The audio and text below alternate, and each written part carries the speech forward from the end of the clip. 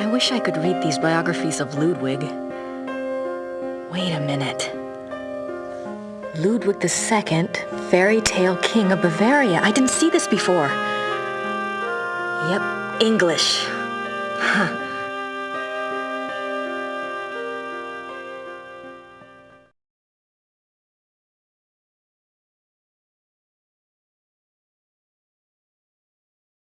Ludwig remained throughout his life both very bright and very naive. He was an introvert who seemed to be constantly out of sync with traditional views of rulership, money, and human relationships. The world ever failed to match his ideals. Perhaps this was a fault of his sheltered upbringing as future king. He never was introduced to the real world, and the real world failed to interest him as an adult. In his youth, Ludwig was in fine physical condition and loved to hike alone in the Alps and ride horses. He had a hunting lodge, Schahen, specifically for this purpose. Unfortunately, in 1872, a rather traumatic hunting accident befell the king at Schahen, and his leg was cruelly damaged. He never fully recovered from this incident, and his hiking and riding ceased. His physical health deteriorated from that time on, and explains why he looked so unhealthy in later years. A hunting accident? Other than his long-standing friendship with the Empress Elizabeth of Austria and with his mother, the relationships Ludwig attempted with others were nearly always a disappointment for him and a bewilderment for his partners. He would become obsessed with someone, a singer, an artist, a nobleman or a peasant, and would bombard them with gifts, praise, and favors. When they would fail to return the depths of rapturous passion he required, the singular adoration and humble obedience he expected, he would grow disappointed and cut himself off from them. The objects of his interest were occasionally women, usually ones he fell in love with after seeing them in idealized roles on the stage, but they were more often young men who fit his fantasies of the heroic sagas like Lohengrin and Parsifal that he so loved. A good example of the king's obsessive behavior in relationships is the following letter from the Königlich Bayerische archives, which this author was privileged to access. It is dated 1864, and it was written by Ludwig's manservant, Paul, to a friend. The king has been in high mood these days. The reason, of course, is a new interest. Thursday last, the king attended a performance of Lohengrin in the Wittelsbacher Theater. He came back in a fever, demanding that a man be found. The man, it was gathered, had been sitting in a box across from Ludwig and had drawn the king's attention by his beauty and his deep emotional response to the performance. The king declared that here at last is a sensitive soul. The man was tracked down and brought in for an audience. Upon my word, never have I seen any mind so in line with His Majesty's own. They discussed Wagner and France and Byron and all manner of things until long past dawn. The young man, beautiful indeed to look upon, met the king's enthusiasm and knowledge bit for bit. His Majesty has been in the thick of it ever since, and while I welcome his good temper, I grow tired of fetching letters back and forth to Louis, so called by His Majesty, that should tell you who the young man looks like, at all hours of the night. This author has not been able to learn much about Louis, but he was known to have been a seemingly high-bred foreigner, and he was involved with Ludwig as late as 1880, when he fell into disfavor. The king, especially later in life, felt a great deal of guilt about his sensual nature. His diaries are full of repentant entries begging God for forgiveness and swearing to remain pure. In many of the diary entries, he swears to abstain from sexual relations. The number of these oath entries indicate that Ludwig was not very successful in resisting temptation, yet it is also clear that Ludwig was a God-fearing man and that, though his flesh might occasionally fall, he never surrendered his heart and his conscience to sin.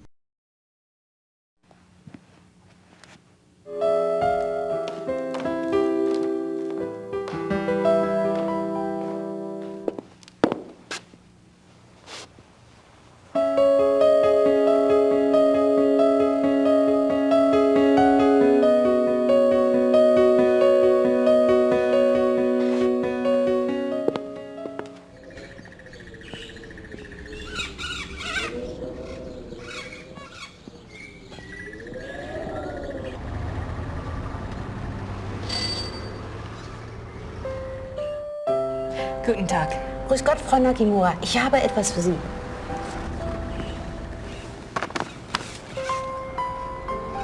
Oh, it's from Gabriel.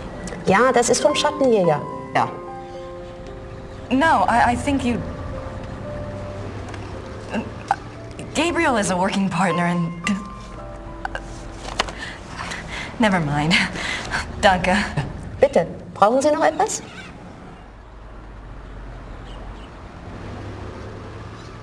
Gracie, you decided to come over. That's great. Guten Tag and all that. I'm sure you and Gertie are hitting it off. Thanks for finding the werewolf book. I'm not sure what it all means, but it might be useful. About Ludwig II, you know, I think you might have something there. Ubergrau says there are 2 places you should check out. Ludwig had a castle called New Swan something, and there's a museum about him here in chemistry. Something like that. I really think you should spend some time looking into it. Don't worry. Things are going very smoothly this time around. I've tracked a suspect to a hunt club run by a man named von Glauer. He seems okay, but I'm sure there's something going on with at least one of the others. Don't worry, though. I met a police detective named Lieber, so I have backup. I'll be finished soon. Sit tight and enjoy your visit till I get there. Gabriel. What does he think, I'm on vacation here? No address. Thank you very much, Mr. Knight. Danke. Bitte.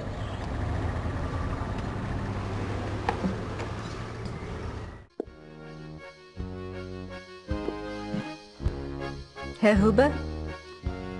Yes? I was wondering if you've changed your mind about telling me where Gabriel is. It's really important. No. Sorry.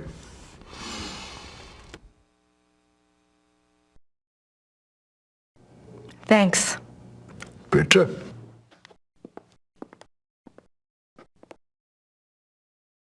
Hello there, dear. Hi, I'm Grace Nakamura from the castle.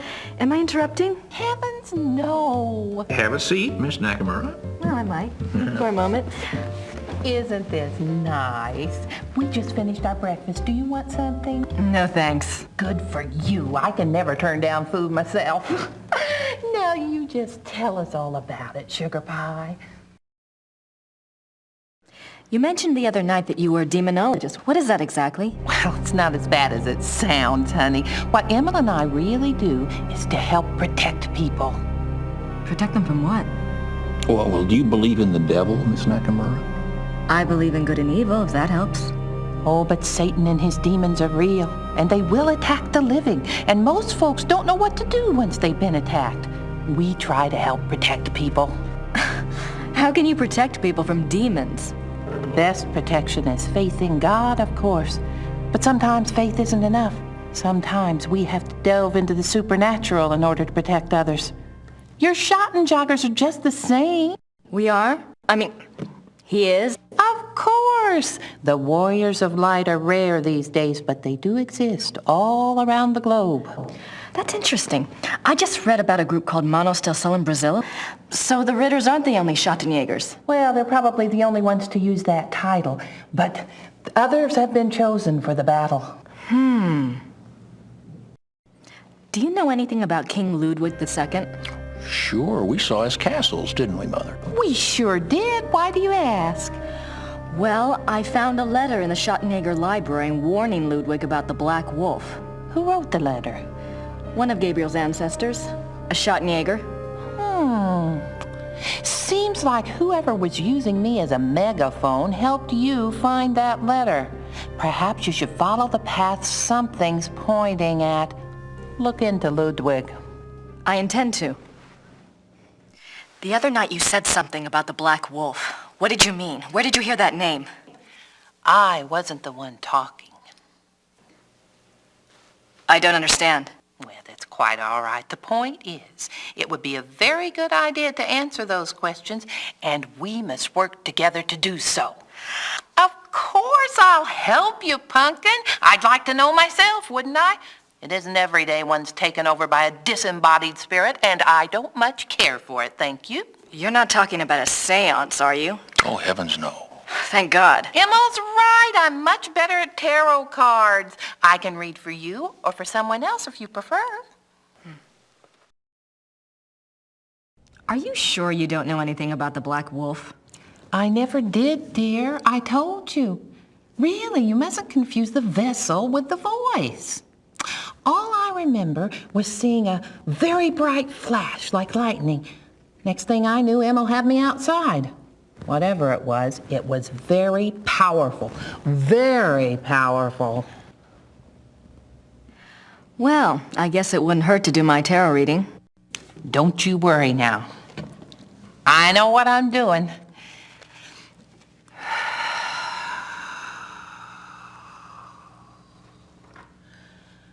Push your vital energies into the cards.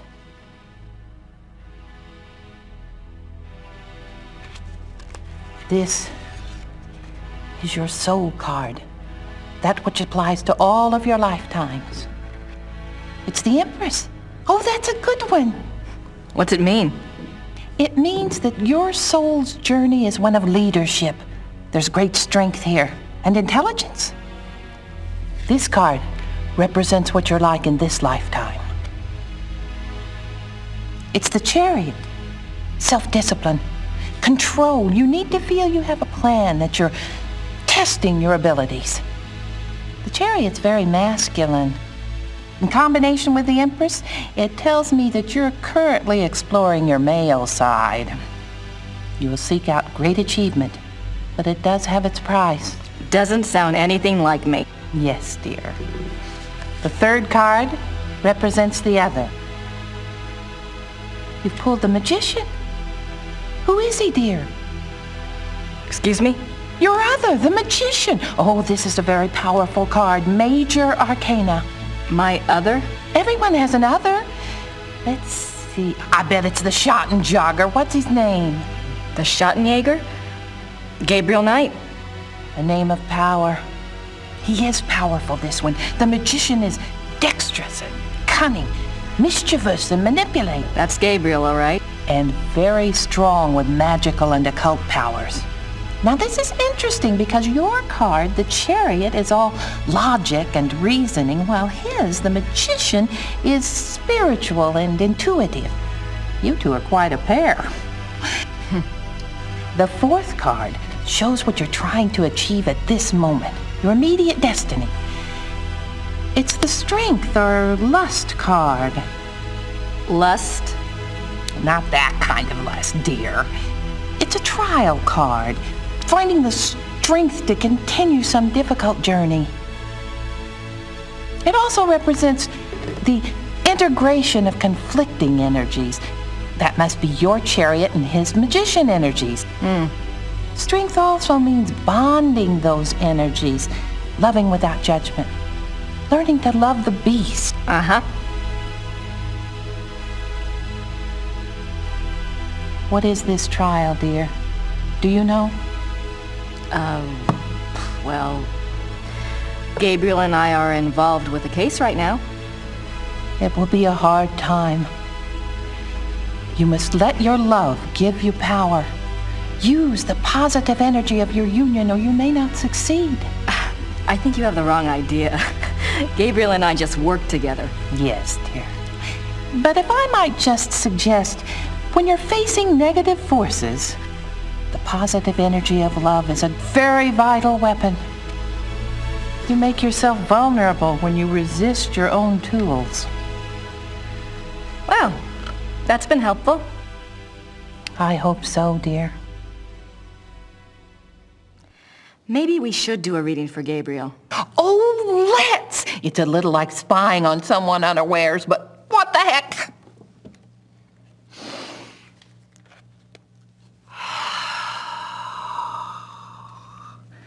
Reach out to the cards and to think about his essence.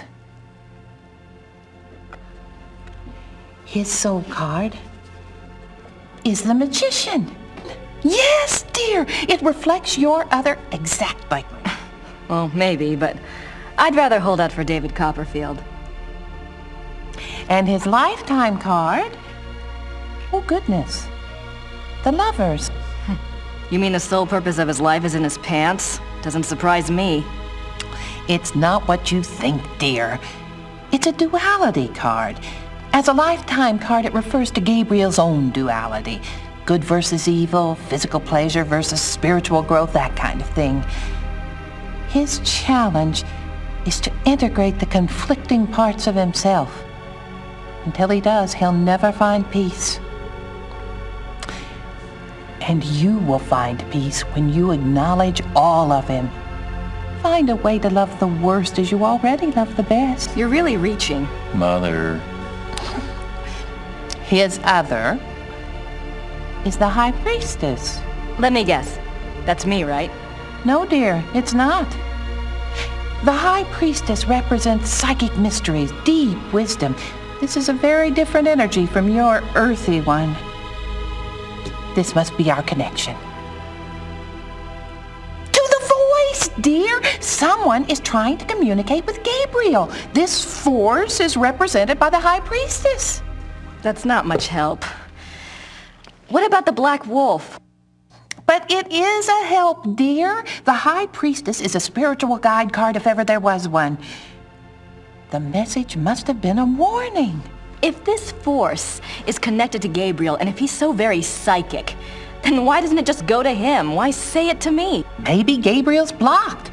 Maybe he's purposefully blocking. There is that duality business. Let's go on and see if it becomes clear. The fourth card, remember, represents the current situation. It's death. Oh. Nothing to worry about then. Now you just leave interpretation up to me, Sugar Pie.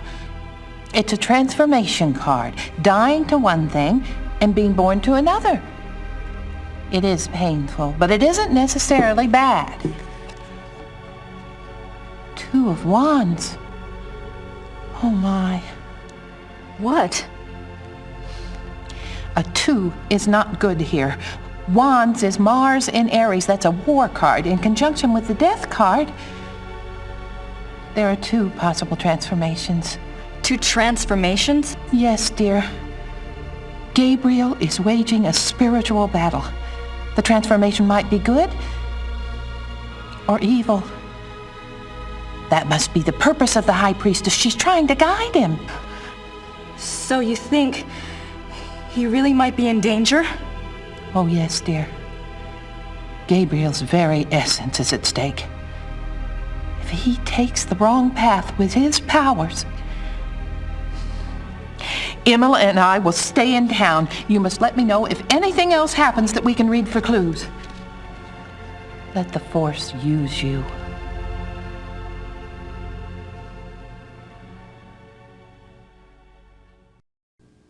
I'd better go. Anytime you need us, stop by. And be careful now. Thanks.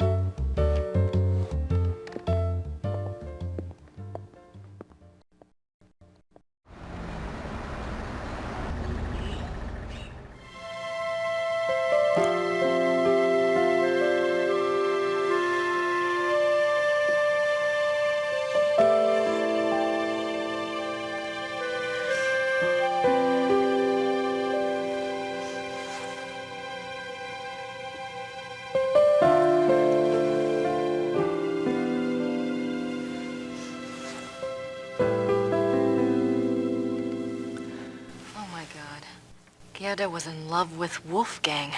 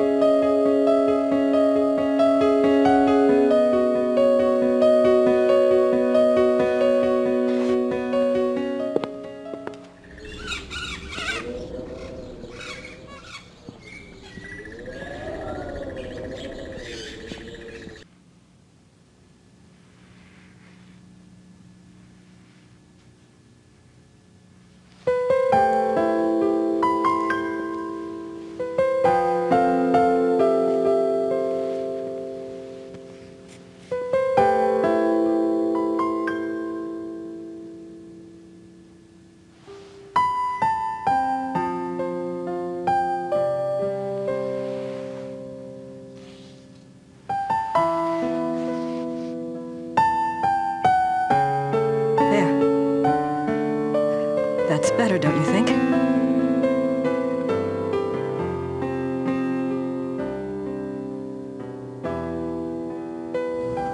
I'm so sorry. I was an idiot. Gabriel and I, we never... I know. It's my fault. It's Gabriel's fault. He never tells me anything. I don't know why he didn't want me on this case.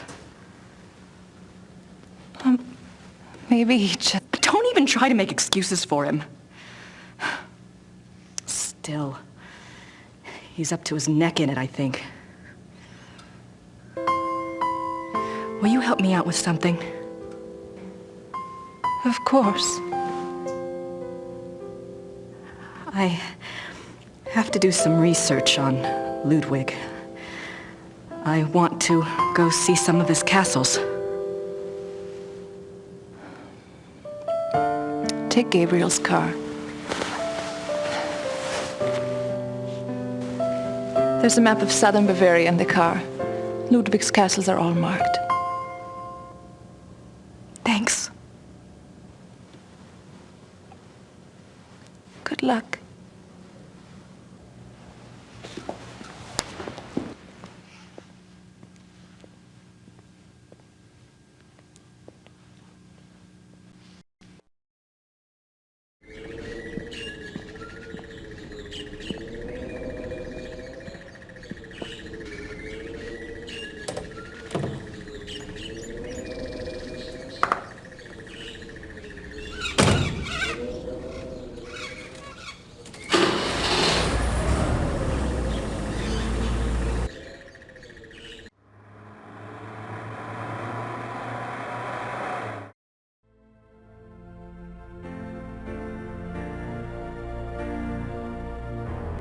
Our tour begins in the entry hall. Ludwig II lived from 1845 to 1886. He assumed the Bavarian throne at the age of 18 when his father died. Ludwig's passion was building castles. He built 3 during his lifetime: Linderhof, Herrenchiemsee, and Neuschwanstein. Plans for a 4th castle, Falkenstein, were underway when he died. In addition to his obsession with building, Ludwig also had a passion for classical heroic German mythology, a taste he shared with the German opera composer Richard Wagner. Neuschwanstein is decorated throughout with themes from these stories, most of which directly relate to Wagner's operas. The paintings in this room are from the Siegfried saga. These scenes are from the Siegfried saga.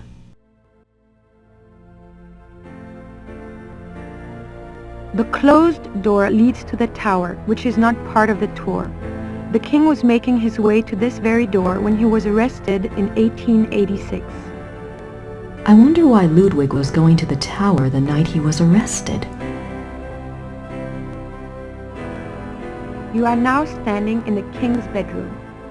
The theme of the bedroom is Tristan and Isolde, the tragic love story retold in Wagner's opera.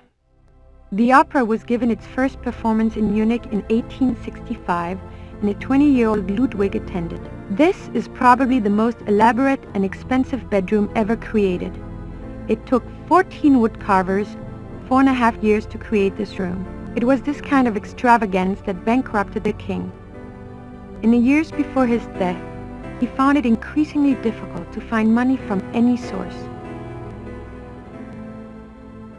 The richly carved bed, with its canopy, resembles a Gothic building and its turrets. The bed's draperies were handmade by dozens of Bavarian seamstresses. Did they have running water in 1886? Maybe Ludwig thought all this luxury would help him sleep. Scenes from the opera Tristan and Isolde.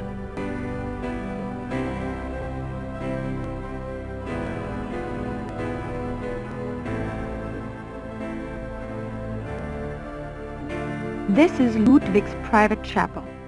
The king was a devout Catholic, as were all of the Wittelsbacher rulers.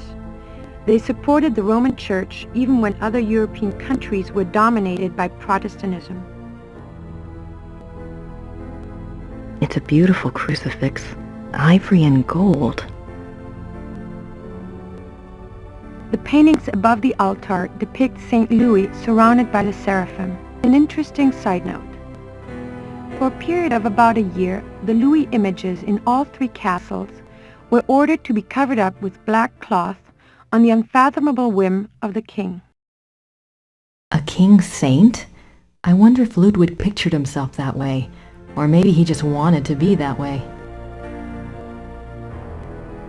The Black Madonna of Altadene. I wonder what her story is all about. The stained glass window depicts St. Louis receiving the last sacraments. This is the king's living room. The walls are decorated with scenes from the Lohengrin saga. The king first saw Wagner's opera Lohengrin when he was 16, and it so affected him that he considered it a form of enlightenment. The tragedy of Lohengrin was his essential loneliness. This too was Ludwig's own fate. Ludwig withdrew more and more into his fantasy world of epic heroes and absolute monarchy. An ideal he was determined to create in his castles if he could not have it in his real life. He only wanted to be alone with his dreams, so much so that even his servants were kept at a distance and were not allowed to look at him. What were you afraid they'd see? These linens look seriously expensive and seriously old. I'm surprised people don't sit in these chairs when the guard's not looking. The miracle of the Grail.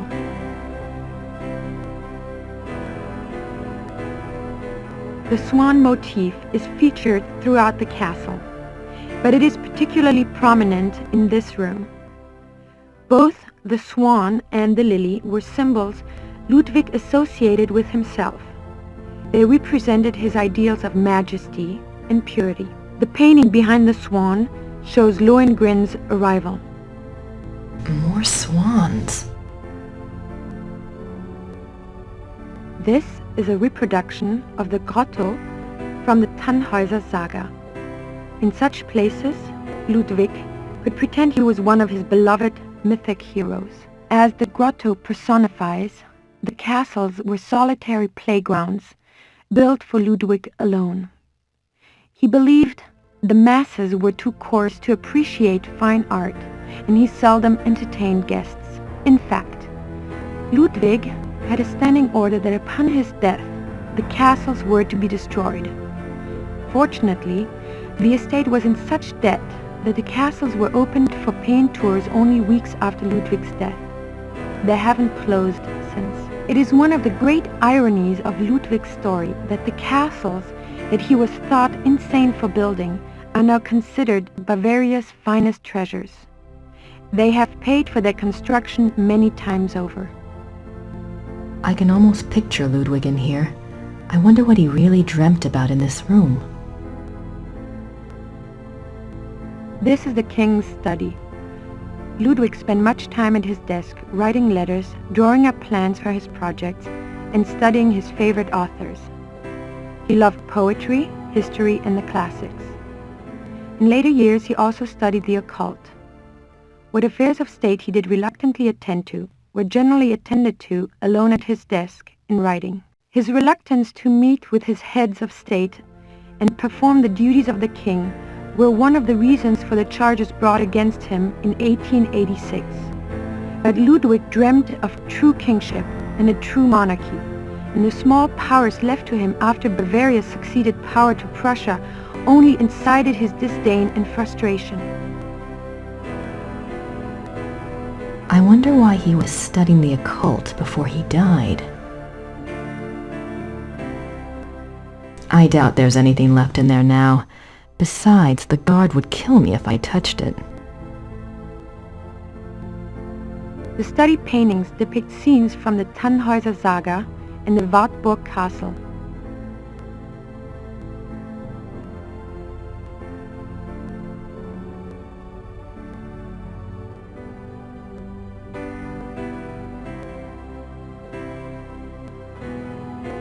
This is the final room of our tour, the Singers' Hall.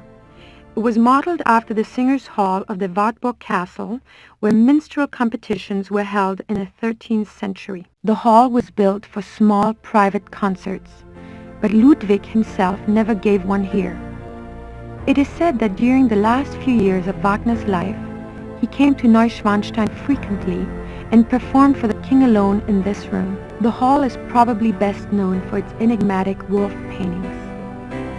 The original paintings were from the Parsifal saga, but in 1882, Ludwig had them replaced, supplying the description and titles of the new paintings himself. While all the other rooms in the castle show scenes from Wagner's operas, the scenes in this room are not from any opera that anyone can identify. It is yet another of the many mysteries associated with the life of the fairy tale king. Engelhard and the Blacksmith. Engelhard courts Hildegunde.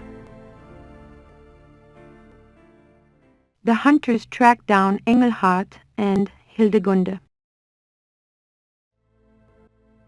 Hildegunde's imprisonment. The wedding feast of Hildegunde and the Baron. The death of Engelhard. There must be a story behind these wolf paintings, but what story? Ludwig's childhood castle, Hohenschwangau, is visible from the lookout in the Singers' Hall. Nice view of the Alps.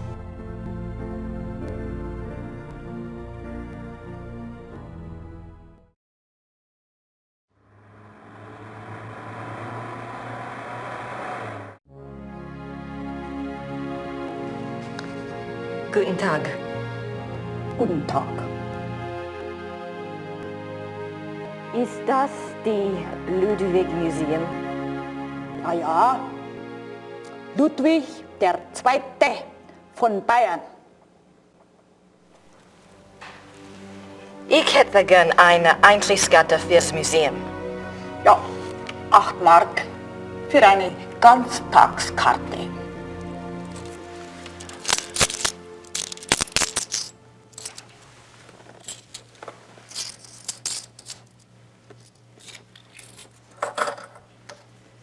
So, Danke.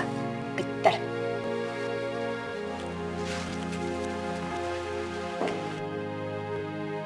Ludwig is Prince Charming. He played the part well. Elizabeth of Austria. She's beautiful. One of Ludwig's few close friends was Empress Elizabeth of Austria. She was a distant cousin of the boy Prince, and he saw her often growing up. Graceful and beautiful, Elizabeth seemed to represent the feminine ideal to the younger Ludwig. Their friendship continued after her marriage, mainly by correspondence. She remained a source of stability for Ludwig throughout his life.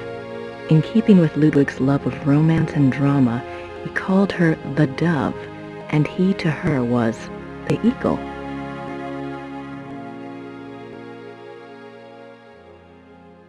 They certainly make an incredible-looking couple.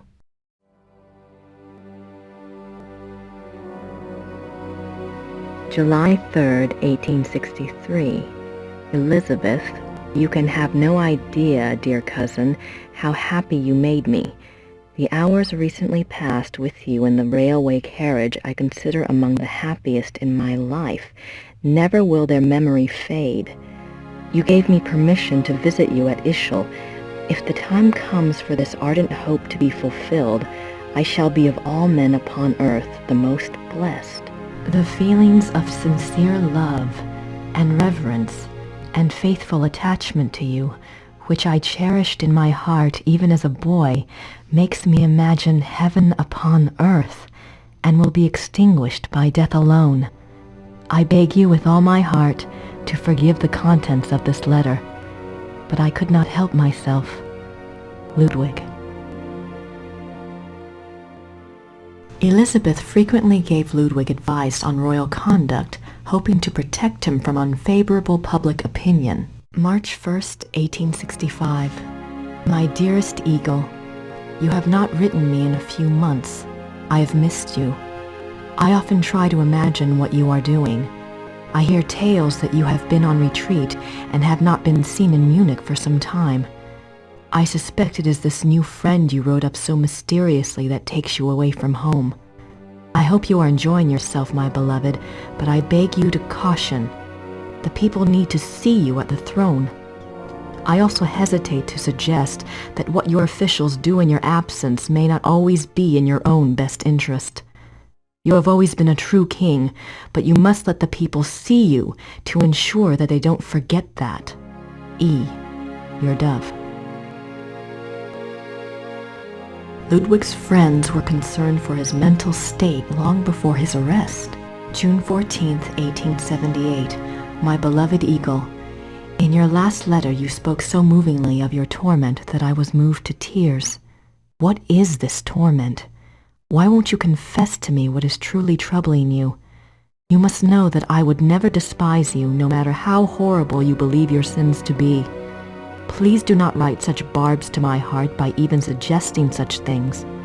If you do not wish to confess to me, at least tell me how I can aid you. I am always your true one, your dove. In this letter, dated November 1886, Elizabeth of Austria thanks Bishop Frank for his assistance in helping her fulfill Ludwig's last wishes. She writes that she knows it was an unusual request, but she believes Ludwig had reasons of his own for wishing it to be done. She hopes that his spirit finds peace at last. No further reference to this letter has ever been found.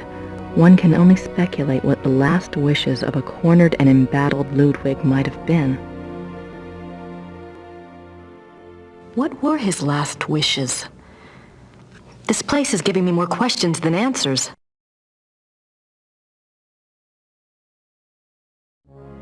Ludwig and Wagner. Ludwig loved the opera of his contemporary Richard Wagner. He helped support Wagner's music through much of his life. Ludwig considered Wagner a close friend, often calling him the great friend. Wagner encouraged this infatuation, some believe, for personal gain. Typical artist. Ludwig, Grand Master of the Knights of St. George. There's gotta be a connection between all this St. George stuff and Gabriel. He looks so regal. Why would he give up all of this pageantry and become a recluse? Ludwig is Grand Master of the Knights of St. George. The Knights of St. George was an aristocratic society dedicated to the acts of chivalry. Ludwig loved the medieval pageantry of the order in his early years, before his increasing reclusiveness drove him to abandon public appearances.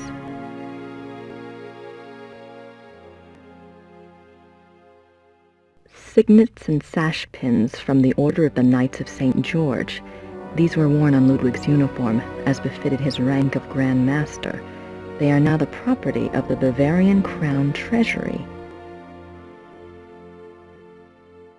Looks like it weighs a ton. Ludwig's Grand Master wardrobe from the Knights of St. George. Richard Wagner.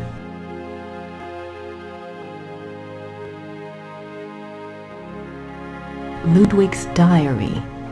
Ludwig kept a diary from 1869 when he was 24 years old until his death. The diary provides a fascinating look into the mind of this tormented man. The original diary is kept in the Royal Archives. A few entries are shown on the opposite wall. I've got to see that diary. Ludwig's Tagebuch im Museum? Ja, Wo kann ich Ludwigs Tagebuch hier anschauen? die Tagebücher sind ganz persönlich. Die sind in den königlichen Archiven. Niemand darf die lesen. Aber Nein, niemand darf die lesen. danke.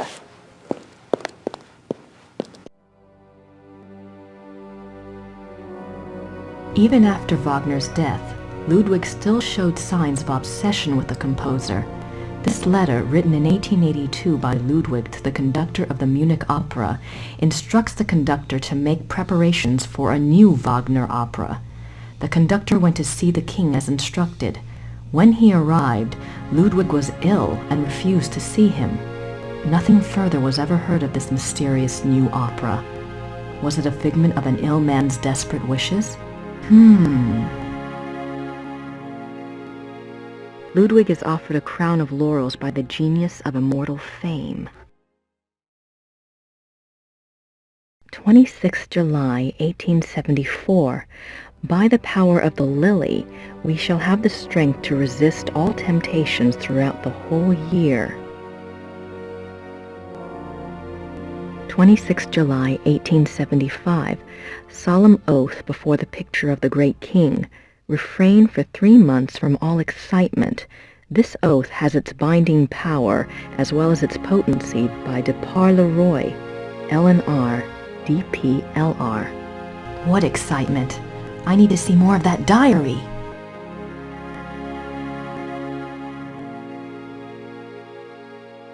June 7, 1886. A group of men arrive at Neuschwanstein Castle demanding to take the king in custody. With them is Dr. Guden, the doctor who had been in charge of Otto, the king's mentally ill brother. The men have an order for the king's arrest on the grounds of insanity. They are refused admittance by a brave group of farmers and local soldiers who have come to Ludwig's aid. They are forced to retreat to nearby Hohenschwangau. This is the first Ludwig hears of the conspiracy. Ludwig composes a pamphlet explaining the subversive acts of the conspirators and eloquently pleading with his people for aid. The pamphlet is smuggled out of Neuschwanstein and printed, but the pamphlets are seized before they can be distributed. June 12, 1886. Ludwig knows the conspirators will return. He despairs. He asks his servant for the keys to the tower. The servant, fearing the king intends suicide, says the key is lost. Unbeknownst to Ludwig, the conspirators arrive at the castle. This time, there is no one to stop them. Ludwig is lured from his bedroom to the entry hall of Neuschwanstein on pretense. There, he is taken into custody. Ludwig is taken by carriage from Neuschwanstein to Berg, where his brother Otto had long been imprisoned. This is a great blow to the king's state of mind. While on the way, the group stops at Seeshaupt to change horses. Ludwig asks to see the postmistress, Frau Vogel. She brings him a glass of water and he says something to her. She never reveals these last words to anyone. June 13, 1886. At Berg, Ludwig seems cooperative and coherent. Dr. Guden writes to the government that he has Ludwig well under control. The two men go out for a walk, and Dr. Guden is so confident he dismisses the guards. When Ludwig and the doctor do not return after several hours, a search is undertaken. The bodies of the two men are found in the lake, drowned. Circumstances unknown. June 18, 1886. Ludwig's funeral procession marches through the streets of Munich, followed by enormous crowds of mourners. The service is held at a packed St. Michael's church. Lightning strikes the church during the service, but no one is harmed. Ludwig's body is entombed in the Wittelsbach crypt at St. Michael's. His heart is placed in an urn in the pilgrimage chapel at Altading in the Wittelsbach tradition. The urn is shown to the right. His heart is in an urn. How bizarre.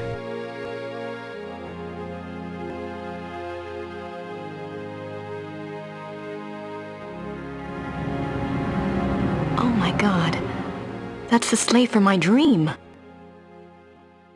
Ludwig embarking on his sleigh. Maybe Mrs. Smith will know what my dream meant. I have to ask someone. This thing is getting too weird. The midnight sleigh rides. Ludwig went on long sleigh rides in the middle of the night, particularly in his later years. It is said that he suffered from insomnia, headaches, and toothaches, and the rides soothed his restlessness. The sight of the king's grand sleigh speeding through the countryside of the Alps often startled the peasants and became a superstitious omen of ill fortune. I can see why. But what was he doing out there at night?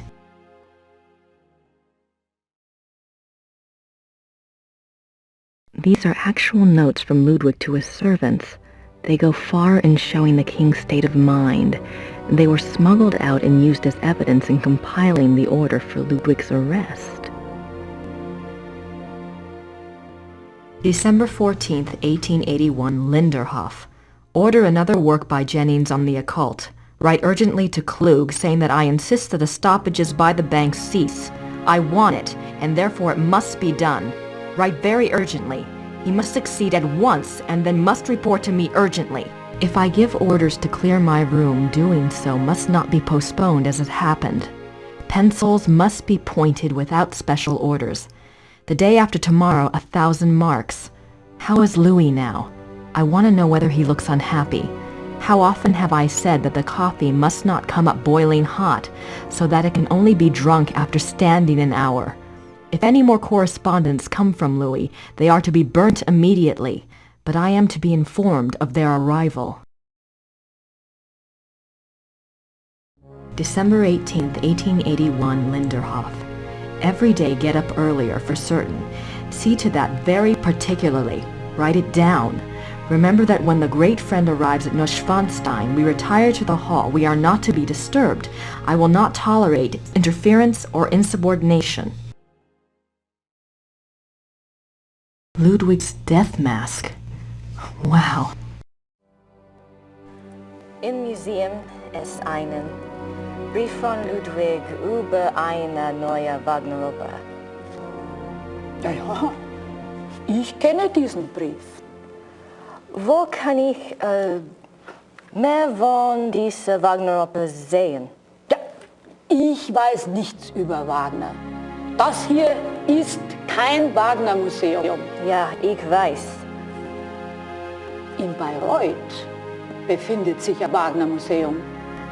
Versuchen Sie es halt doch, ne? Bayreuth. Danke.